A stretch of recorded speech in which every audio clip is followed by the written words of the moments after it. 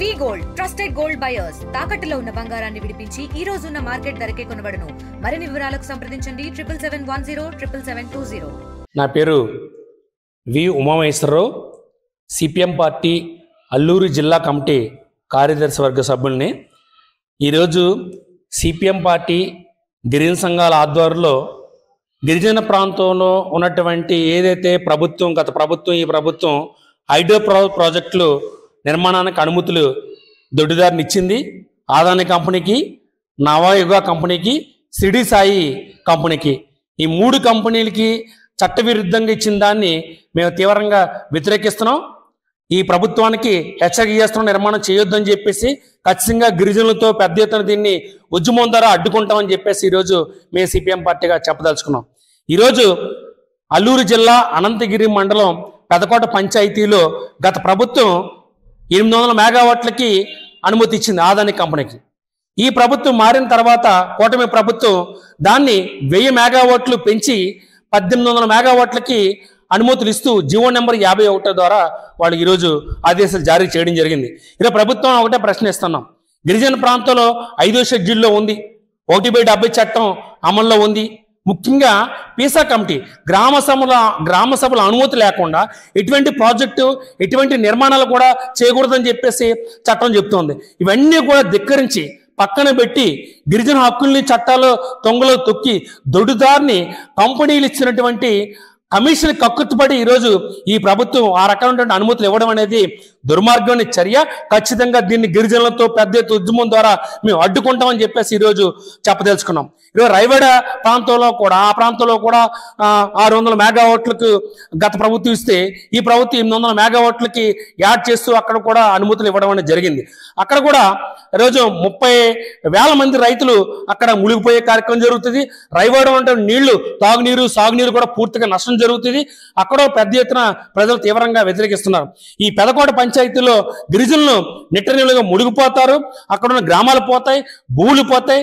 ఇటువంటి ఆధారం లేకుండా అక్కడ గిరిజనులు నిరాశలు అయిపోయే పరిస్థితి, చాలా ప్రమాదకరమైన పరిస్థితులు వస్తాయి. అందుకోసం దీన్ని తీవ్రంగా మేము వ్యతిరేకిస్తున్నాం. ఎక్కడో అనంతగిరి పంచాయతీలో గుమ్మకోట, అది నాన్ షెడ్యూల్ ఏరియాలో ఉంది. గతంలో కూడా మేము సిపిఎం పార్టీ గిరిజన సంఘ ఆధ్వర్యంలో షెడ్యూల్ ఏరియాలో కలపండి 5 పంచాయతీలు ఉన్నాయని చెప్పేసి పెద్ద ఎత్తున ఉద్యమం చేసిన ప్రభుత్వం పట్టించుకోలేదు. ఎందుకంటే ఈ రకమైన ప్రాజెక్టులు అక్కడ ఉన్న కార్పొరేట్ శక్తులకి ఆ ప్రాంతాలు భూములు అన్ని కూడా అప్పచెప్పాలన్న ఉద్దేశంతోనే అక్కడ గిరిజన ప్రాంతంలో ఉన్నటువంటి 5వ షెడ్యూల్లో కలపకుండా వాళ్ళు ప్రయత్నం చేస్తున్నారు. అందులో భాగంగా ఈరోజు అక్కడ అనుమతులు ఇచ్చారు. అక్కడ కూడా ప్రజలు తీవ్రంగా వ్యతిరేకిస్తున్నారు. ఏదైనా సరే ప్రభుత్వాన్ని మేము ఒకటే హెచ్చరిక చేస్తున్నాం. గత ప్రభుత్వాలు, మారిన ప్రభుత్వాలు కూడా బాక్సైట్ జోలికి వస్తే ఖచ్చితంగా తీవ్రమైన వ్యతిరేకత ఈరోజు గిరిజనుల్లో ఉండేది. ఆ రకమైన పెద్ద ఎత్తున ఉద్యమం చేశారు.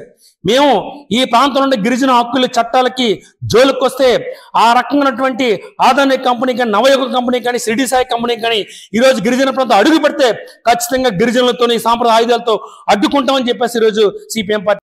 అనంతగిరి మండలం గుమ్మకోట పంచాయతీలో పెద్దపాడు వద్ద హైడ్రో పవర్ ప్రాజెక్ట్ కోసం వైఎస్ఆర్సిపి నాయకులు చాలా ఇష్యూ చేస్తున్నారు. ఒకటి గమనించాలి, గతంలో వైఎస్ఆర్సిపి ప్రభుత్వం ఉన్నప్పుడు అక్కడ హైడ్రో పవర్ ప్రాజెక్టు నిర్మాణం చేపట్టాలని వైఎస్ఆర్సిపి ప్రభుత్వం గతంలో అనుమతి మంజూరు చేసింది. ఇప్పుడు అదే నాయకులు ఇప్పుడు హైడ్రో పవర్ ప్రాజెక్టు వద్దు అని వాళ్ళు రోడ్డెక్కి గందరగోళం చేయడము అది ఎంతవరకు సమంజసమో ప్రజలు గమనించాలి. ఒకవేళ జియో నెంబర్ 51 అనేది హైడ్రో పవర్ ప్రాజెక్టుకు సంబంధించింది. గత ప్రభుత్వం విడుదల చేసిన జియో, దాన్ని మా కూటమి ప్రభుత్వం రెన్యువల్ చేసింది. దీని మీద మేము ప్రభుత్వ పెద్దలతో మేము మాట్లాడుతున్నాం. ఈ ప్రాజెక్టు వల్ల మా గిరిజనులకు నష్టం జరిగే పరిస్థితి ఉంటే ఖచ్చితంగా మేము మా ప్రభుత్వంతో మేము మాట్లాడతాము. ఈ ప్రాజెక్టు వల్ల మాకు ఉపయోగమా లేదా నష్టమా అనేది మేము కూడా పరిశీలిస్తున్నాం. దీనివలన ప్రజలకు మంచి జరిగే పరిస్థితి ఉంటే ఖచ్చితంగా స్వాగతిస్తాం. లేదా దీనివల్ల మా గిరిజనులకి నష్టం జరిగే పరిస్థితి ఉంటే ఖచ్చితంగా మా అధినాయకత్వం చంద్రబాబు నాయుడు గారితో అలాగే కూటమి నాయకులతో మేము మాట్లాడి దాన్ని ఏ రకంగా దాన్ని ఉండాలా వద్దా అనేది అది మా కూటమి ప్రభుత్వం నిర్ణయిస్తుంది. గుమ్మకోట, రోంపల్లి, గరుగుబల్లి, భీంపోల్, ఎన్ఆర్పురం ఈ 5 పంచాయతీలు నాన్ షెడ్యూల్ ఏరియాకి సంబంధించినటువంటి పంచాయతీ. దానికి మన షెడ్యూలు యాక్ట్ కానీ 1/70 కానీ వర్తింపు జరగదు.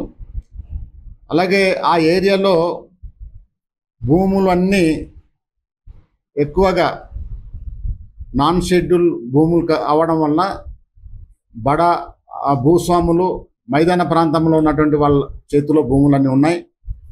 మన గిరిజనులకు అంతంత మాత్రమే భూములు ఉన్నాయి. కానీ కొన్ని వందలాది ఎకరాలు భూములు కొనుక్కున్నటువంటి ఆ మైదాన ప్రాంతంలో ఉన్నటువంటి భూస్వాములు ఇప్పటి వరకు ఒక్క మాట కూడా మాట్లాడట్లేదు.